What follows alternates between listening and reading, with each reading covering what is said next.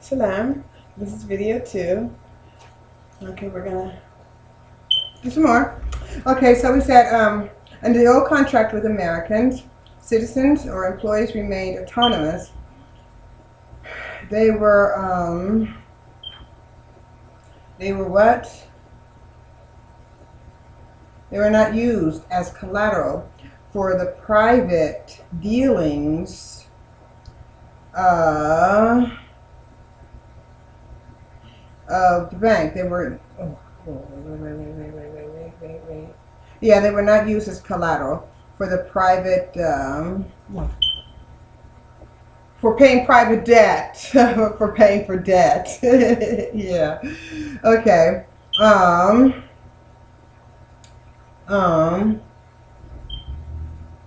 They were not held as lock, stock, and held in bondage by the Federal Reserve to be collected by the IRS.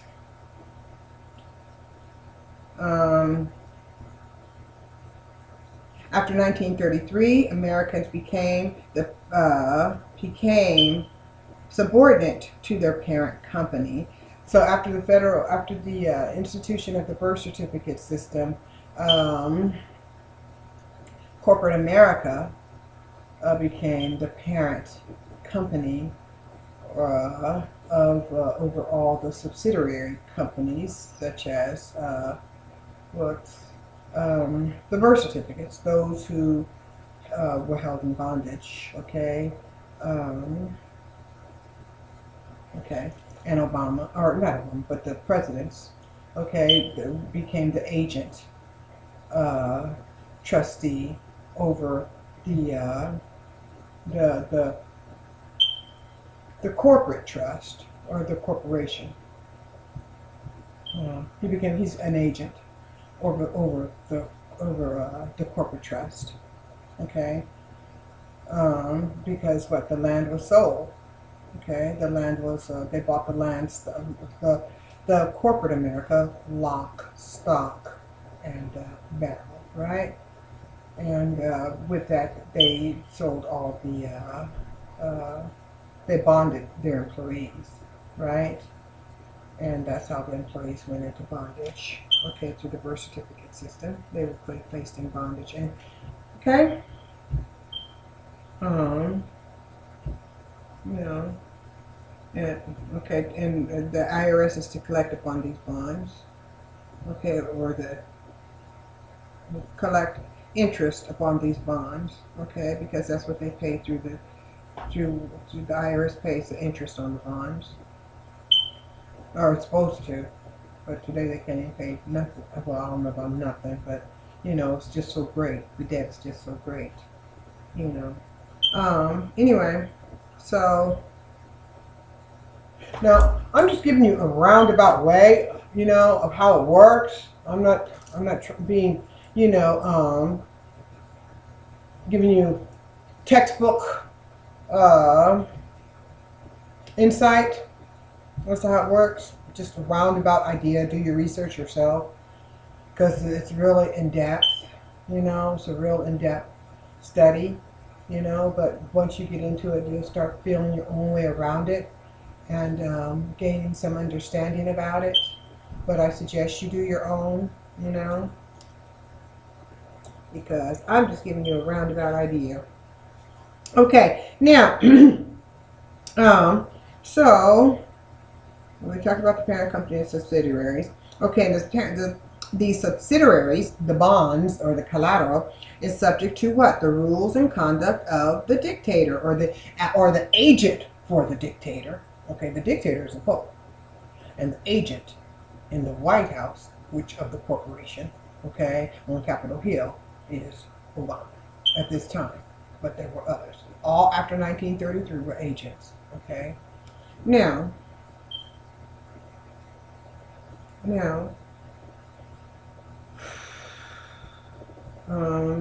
so they're subjects of what? Yeah, subject of the crown, subject of the Pope.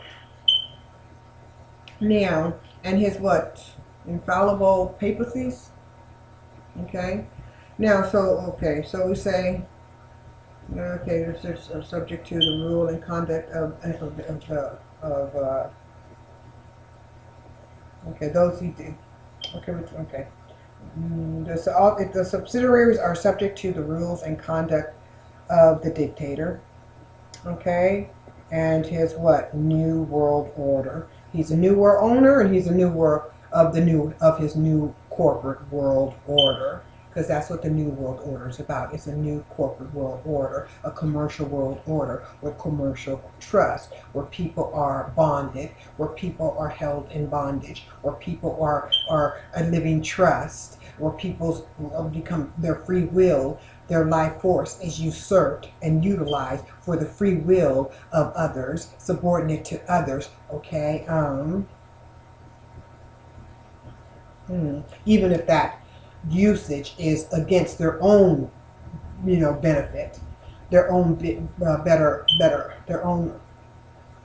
Even if that the free will of, let's say, the Pope is against the, the best interest of that person who is held in bondage, or who is giving their free will, okay, lending their free will to let's say the parent, uh,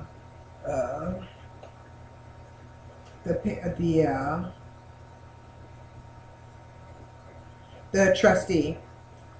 Um, hmm. So the Pope is the trustee, and the person over the person's trust. He's a caretaker. He's supposed to be the caretaker, and Obama, and the president is the agent, his agent. Okay, his overseer. He would be like the overseer. Obama would be like the overseer. He's the overseer. The master. The Pope is the master, and he's the overseer. Okay.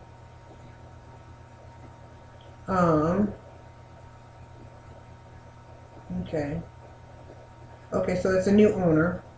Okay. Okay. Now, so America was sold lock, stock, and barrel, and that is where we are today.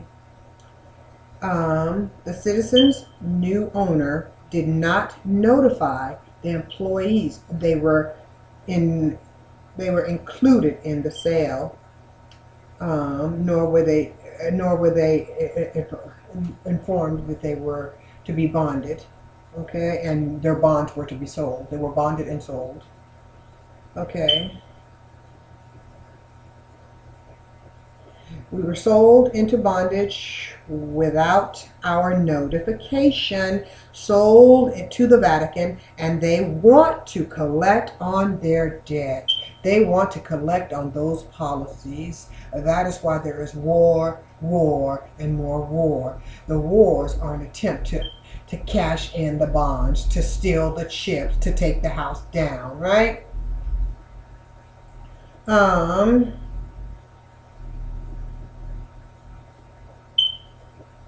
Yeah. They want to collect the debt. It's time to collect the debt. Okay, it is told we are placed into bondage according. Okay, now we are also in this system. It's told we're placed into mankind is placed into bondage based upon their economic social class. So if a person's father is a doctor and the doctor has a child, his child bond is going to be set, let's say, at $5 million versus a child who's born to a parent who is a grass cutter. They may just get a $500,000 bond, okay, but it will still generate, income upon it because it's sold over and over and over again. But initially, it starts out at a certain principle, okay. Now, so and there they have the economic social class system according to the price of one's bond, okay. Now. Okay, this bond is what we say is considered a living trust, and the parent company is America. No, the parent company is, the parent company is America. Okay, and who owns that parent company? We said the Vatican. Is this okay? Okay, and through this trust, this living trust, when it's being usurped, of which we said the life's force. Okay. Okay, in this bondage system, this is where you get racism. Okay, the racism is maintained by the commercial market, by the UCC codes, right? It's maintained by, how much the person is bonded for, and they want to maintain that class system. Okay, because it's beneficial to them. It organizes, structures society based upon the social, economic class structure. Okay, class system. And according to how much the person is bonded for. And as you can see, there's a lot of obstacles and in trying to overcome that class system and trying to overcome that bond. Okay, because think about it. I mean, if a person's only bonded worth so much, then that's going to allow them to go only so far. Because why would they give them anything or allow them to do something that they're not worth? You see what I'm saying? So if they can only a person bonded, whose bond is only worth, let's say, $500,000 to the market. Okay, it can only go so far. It can only be sold for so much. It can only make so much money within its lifetime. So if it can only give them so much in return, then there's only so much privilege that bond is going to be allowed. There's only so much it can do. There's limitations on it based upon the virtue of its value. You see what I'm saying? So therefore, the barriers, the boundaries are put in place. Racism in the social economic structure are the boundaries. The what? What do we have? The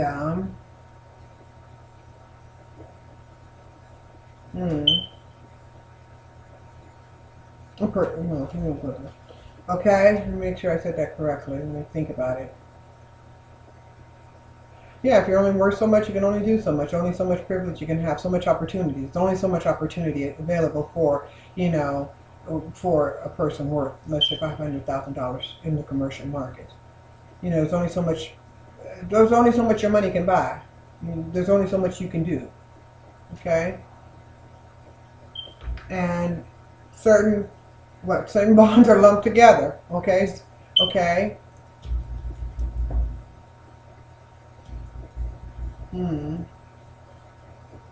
Yeah, they're lumped together because out of that group, let's say out of uh, out of out of the classes, okay. Um, let's say you have the white class, you have a black class, okay. Anybody black is going to bond is only worth so much. So you have a group of people whose bonds are worth that much, so they're lumped together. That's what I'm saying. And that's what racism is about. Commercial class, commercial bonds, how much you're worth to the society, how much you can produce for the society, what your inherent or your inherent GDP is worth. Because remember, the resources are not coming from the earth no more. They're collateral in the bank. Because that's what where they deposit their money, in the bank. Where's your bond going? What are you worth to the bank? What you can produce, that's what you worth to the bank. What you can produce, how much you can contribute to the bank. Okay.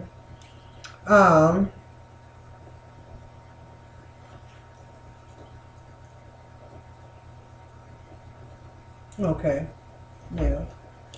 Okay.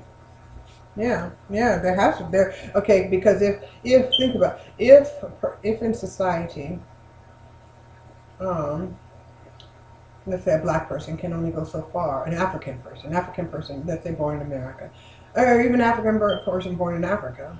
Okay, because African person born in America, their value, their bond is worth more than a person born in an African person born in Africa. You see what I'm saying? Or even an African American policy is worth, African American bond is worth more than a person born in India or any other, place in, let's say a place that's economically and economically unstructured. No, I won't go there. I'll go, not economically, but industrialized. Okay, the industrialized world. In the industrialized world, a person's bond is worth more because the opportunity for earning more is greater. But there's only so, like I said, there's only so much money. There's only so far their bond can take them based upon its value. See what I'm saying? So the collective African American bond is worth less than what, let's say, past groups of bonds were worth. Or okay, the collective African American, the collective African American, okay, commercial value as it relates to their collective bonds is less than the collective value of the let's say American white bonds for the collective white populations in America, because their earning potential is greater as it relates to their earning potential as it relates to the barriers and, you know what I'm saying, the structure of society as it relates to trust issues, as it relates to who can serve and who can be trusted to serve based upon what's been happening to them and so forth. Okay, so their buying power, their bond is worth more. Their collective value is worth more because their bonds are worth more. But it's not because they are worth more, it's their bonds as it relates to the structure of society is worth more. So that's why racism is stupid. Okay? Because it's only putting a monetary value on a person's life. And who wants to be, whose life, as life is supposed to be, our life is priceless. But in the commercial trust, life has a value, monetary value. Okay? And an African life is worth less to the market than a, or even, not even African, those in undeveloped countries. That's why you can see them done as collateral damage in places like Iraq. They, you know, the loss of life was collateral damage, and they can still talk about war, and war is always in a third world country or undeveloped country, industrialized. That's what a third world country is considered to be, undeveloped, industrialized wise. Okay.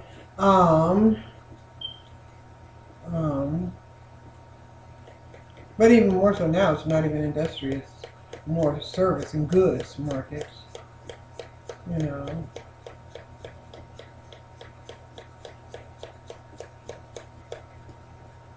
Yeah. Okay, so okay.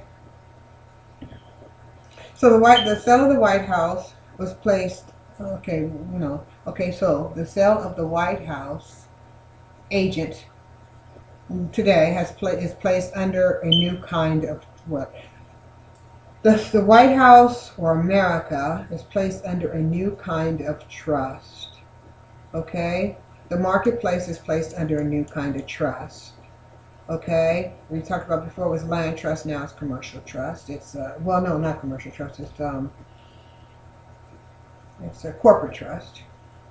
Okay, under which the new kind, okay, we said that. Okay. Rather than focusing on antitrust laws, interstate commerce, and such commercial matters that pertain to the market, the new contract involved beguiling regulating the new laws, the new commercial laws involved regulating the public, regulating the private life of the employees or those held in bondage, or overseeing, because that's what they're doing. Their policies are overseeing the life of those held in bondage. Because what? If they're held in bondage, they got to be watched so they don't escape, so they don't leave. Okay? So their lives can be regulated. They can be told what to do. They can be bossed around. Okay? It's simple. Because they were part of the sale, and the agent acting as president, okay, is controlling them. Well, he's doing what? Executive order. He's instituting executive orders, but they're executive statutes, because those who are not bound by commercial statutes or the corporate trust, those who are not part of the living trust are not bound by the commercial statutes. Okay, because remember, they're still under the original Constitution, the land trust, whereby the people were not the the land, whereby the market was based upon the things that were produced from the land, natural resources, and because the land is a non-living entity, those things can be controlled, okay, by man, okay, under his custodial, one man's custodialship. But life belonged to Allah, the Creator, so man could not regulate that life. But as a bond, used as a bond, utilized as a bond, he can be, part of the corporate trust, right? It's been converted, and his life can be dictated as such. And that's what if he adheres, or if he accepts it, okay, and knowingly or willingly, or well, I won't say willingly, but if he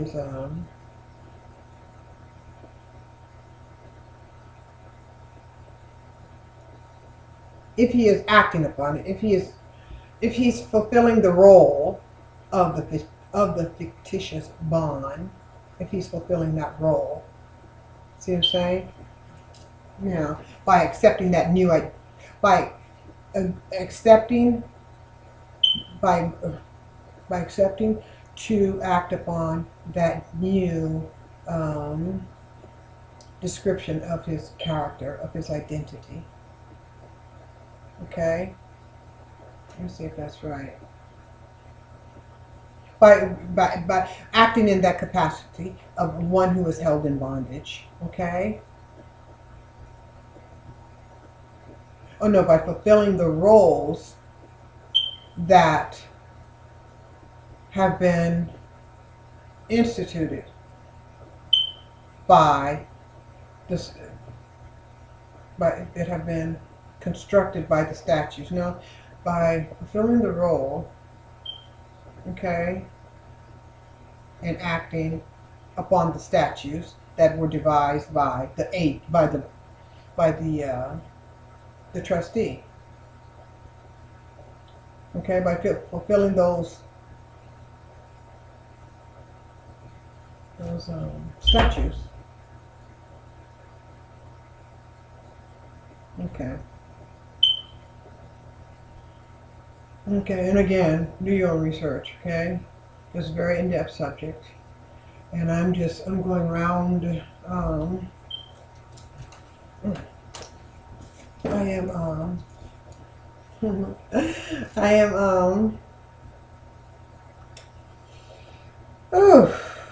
I am,